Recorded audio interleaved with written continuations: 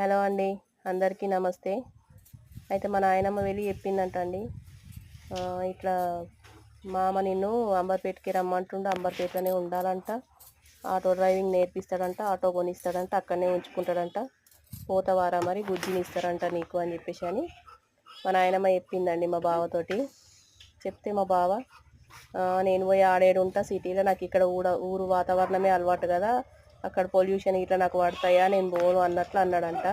అంటే అట్లా అంటే ఎట్లా మరి, ఏదన్నా కావాలంటే కంపల్సరీ పోవాలి కదా అనేసి అని మా నాయనమ్మ అన్నదంట. నిన్ను మామని మంచిగానే చూసుకుంటాడు కదా అంటే, ఏమో మరి చూస్తా ఆలోచిస్తా అనేసి అని అన్నాడు. అన్నాక మళ్ళీ నాకు కాల్ చేసిండండి. కాల్ చేసి ఇట్లా మీ నాన్న రమ్మంటున్నట్ట కదా, ఆటో డ్రైవింగ్ నేర్పిస్తాడంట కదా అంటే, అవును నేను అది చెప్పడానికి ఫోన్ చేస్తేనే అంకుల్ వాళ్ళు అట్లా మాట్లాడారు, అందుకే నేను ఫోన్ పెట్టేసిన అని చెప్పేసి అని నేను అన్నా. తర్వాత